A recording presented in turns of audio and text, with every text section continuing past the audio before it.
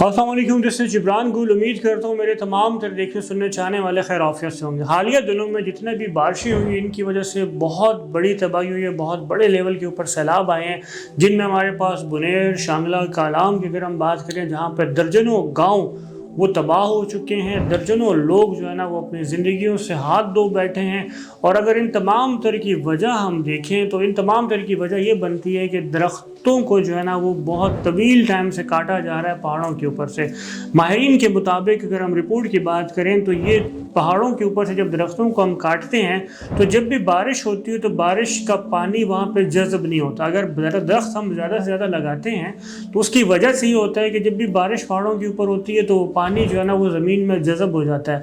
अगर वहाँ से दरख्तों की कटाई एक बहुत टाइम से हो रही है तो छोटी सी भी बारिश वो क्या करेगी, लैंड स्लाइडिंग का सबब बनेगी। वो क्या करेगी, वो ज़मीन क्योंकि मजबूत नहीं होगी और उसकी वजह से क्या होगा, जैसे शांगला में और सवात वैली में मैं देखा कि घरों के अंदर तक जो है ना वो पहाड़ों के तोदे और मिट्टी तमाम तर उन मार्केटों में और उन बाज़ारों में आ चुकी है और 2-2, 3-3, 4-4 फुट जो है ना वो मिट्टी का प्रॉपर तरीके से लैंड स्लाइडिंग होने की वजह से ये तमाम तर लोग अपनी ज़िंदगियों के साथ हाथ धो बैठे हैं। ये तमाम तर लोग अपना कारोबार इस वक्त खो बैठे हैं।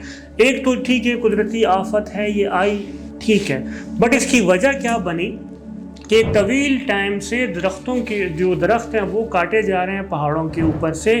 अगर जहाँ पर भी माहौल को साथ लेकर चला जाए, जहाँ पर भी अगर हम ये देखते हैं, क्योंकि एक बड़ी रिपोर्ट के मुताबिक वर्ल्ड वाइड ये कहा जाता है कि अगर आप दरख्त काटते हैं, दरख्त काटना ना सिर्फ माहौल को नुकसान देता है बल्कि दरख्त काटना प्रॉपर तरीके से एक इंसान को काटने के मुतरादिफ है।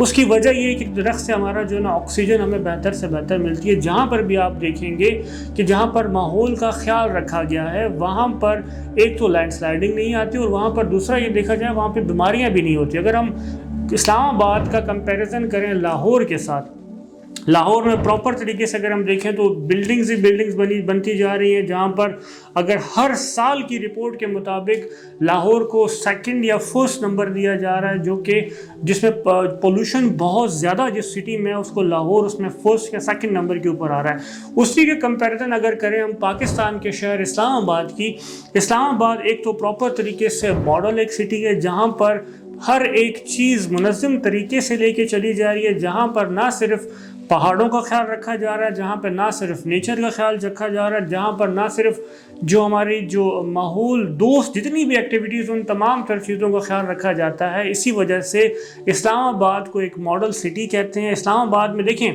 रियल इस्टेट जो असल नाम है जहाँ पर लोग इन्वेस्टमेंट करते हैं वो सिर्फ और सिर्फ मिट्टी के बने हुए घर या सीमेंट और ईंटों के बने हुए घर नहीं है। जहाँ पर आप माहौल को साथ लेकर चलेंगे वहाँ पर आपकी रियल इस्टेट भी वैल्यूज़ बढ़ती रहेंगी। अगर यही हम मिसाल देते हैं फॉर एग्जाम्पल बुनेर, शांगला और कालाम पे ले जाते हैं जहाँ पर घर तो बहुत ज़्यादा बने हुए थे, जहाँ पर मार्केटें भी आबाद थी, जहाँ पर लोग रह रहे थे, ये तमाम तर चीज़ें दोबारा भी बन जाती हैं। बट वो इतने ज़्यादा लोग 500 से 600 लोग जिस वक्त इस सैलाब में शहीद हो चुके हैं वो वापस नहीं आएंगे, घर दोबारा बन जाते हैं। जहाँ पर आप माहौल के साथ खेलेंगे तो माहौल या कुदरत आपके साथ खेलना शुरू कर देगी। ये रिज़ल्ट हमने अब खैबर पख्तूनख्वा में देख लिया। इस्लामाबाद की अगर हम बात करें, इस्लामाबाद की वैल्यूज़, इस्लामाबाद की रियल इस्टेट इसीलिए बाकी तमाम तर शहरों से ज़्यादा है।